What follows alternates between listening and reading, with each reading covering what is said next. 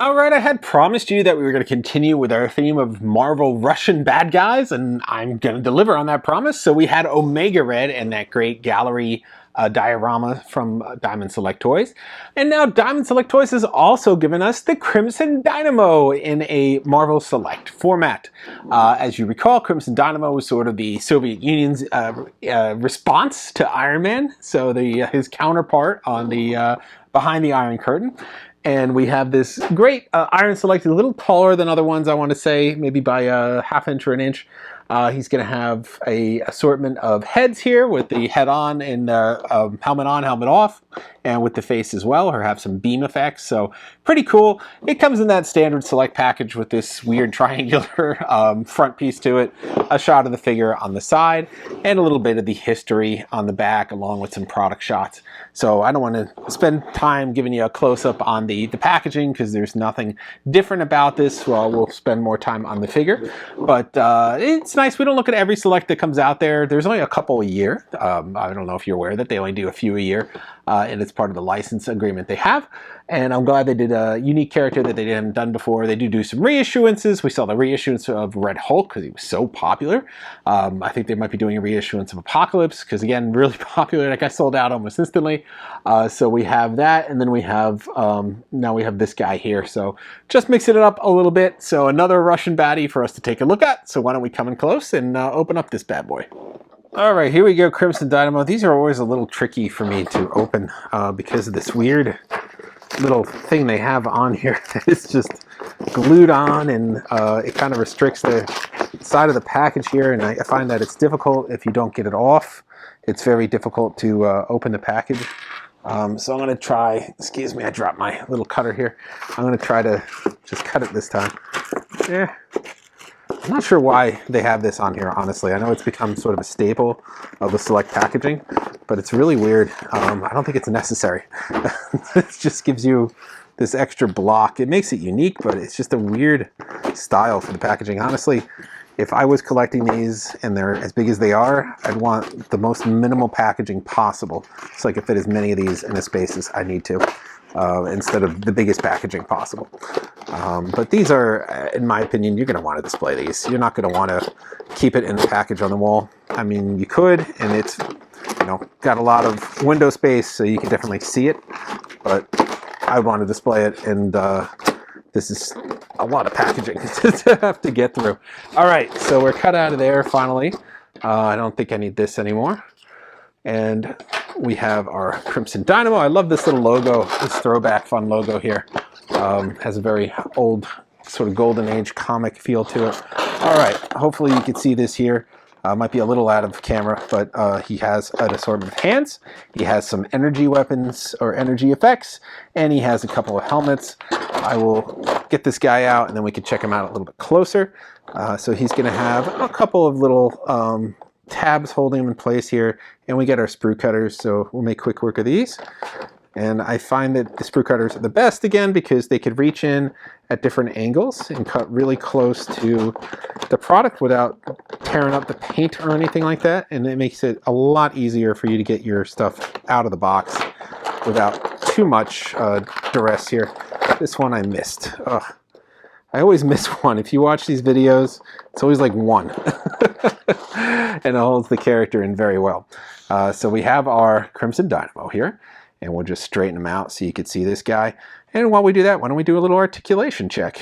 So we have ankles, we have knees, we have hips, we have shoulders, we have biceps, twist there on the upper bicep.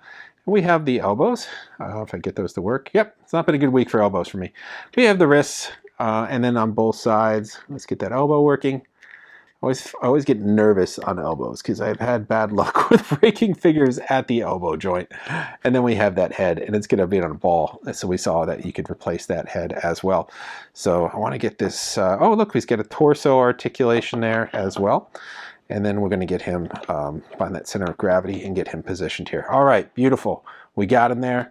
Now that we got our Crimson Dynamo, let's give you that 360 so you can really appreciate that detail. And you can see here on the Dynamo, he has those, traditional comic muscles underneath the suit of armor, which is weird. You can see his abs there. Nice detailing on the ridges around the different areas of his armor. He's got kind of this, I want to say it's like a satin sort of finish to it, not super shiny, but shiny enough to give you the sense that this is a metal and not just wearing pants. So they have that great effect, and I like the face sculpt. It's got a very statuesque element to it, even though it's based on the comic look. It looks pretty real for the select figure. One of the better face sculpts I think I've seen. So we'll check out some of his accessories here now.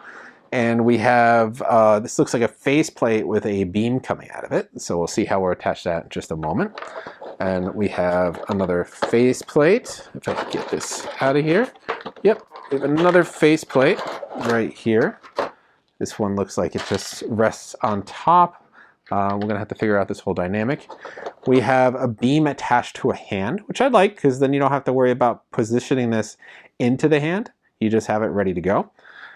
We have a couple of hands here. We have an open hand.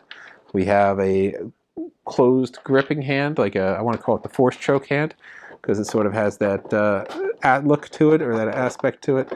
And then we have some more options on the other side here. We have a left force choke hand. We have a left open hand, again here. And then we have a left beam hand, so you can do double beam hands if you want. Pretty nice. And then finally we have a helmet. And the helmet seems to be a replacement for the head. It has the ball joint in there. It's not going to go over the head. So we're going to pop off this head and try the helmet, because I have a feeling all the mechanics of the helmet work when you have the helmet on. So let's do this here. Again, this is a little twist and push method. And we have that nice helmet here, so you can check out what the helmet face looks like. Now, I think, and I'm guessing, I have not seen this before, that it's modular, and that the faceplate will come out if I, might have been easier to do it before I put the head on, but I think there's going to be some give here, and you could pull the faceplate out. So I'm trying that back here. I don't know if you can see it. Yep, I got some give on the faceplate, at least on both sides there. Yep, and I took it out. It looks kind of weird without a face. But I think now I could put on two different faceplates. So I could put this one on here, and I'm not going to put it all the way just because it'd be easier to take out. But you could put that one on there, and you get those sort of yellow eye, that singular eye beam across, as opposed to the two eyes in the standard faceplate. So we'll pop that one off, and then I could put this one on here, and then you're going to get that beam look. So that is pretty cool. A nice mechanic there. If you could see it, I don't know if this is too close, but a nice mechanic there to have that beam on there, pretty straight. You don't have to worry about that. Let's go full beam. We're going to switch out the hands. So again, I do my twist and pull method. I'll get both hands here with a twist and pull. And then we'll take out the fists, and we're going to put in the beam hands. And beam hands should go in like this and like this. And that works pretty easily. This has got to be one of the easiest select figures that I have reviewed in terms of getting all the gear on. Look at that. Beam City. He's going nuts with the beams. Hopefully you can see that. Perfect, perfect, perfect. Balance is perfect. The beams aren't taking him down. So really nicely engineered figure. I love it when a figure comes together like this. I mean, he looks great. He's got all these beams on here. He's going crazy with the beams. I love the robotic look to him. Got to be one of my favorite selects. This might be a keeper. We only kept a couple. The rest of them I usually donate or something like that. So here we have this great beam figure. I think he's going to join my Apocalypse and Red Hulk as another select figure. You know, it's space sometimes. I love them all, but I just don't have the room for all this stuff. We review a lot of products here. We go through so much. I do some giveaways. So we did some of those recently. We'll be doing some more, but this one I think I might keep. I just love the look, and we love robots here at CTR. So I think he kind of fits along. I know he's not a robot, but he has this great, like, what's that movie I'm thinking of? Is it The Day the Earth Stood Still? Kind of look with that thing. So yeah, there we go.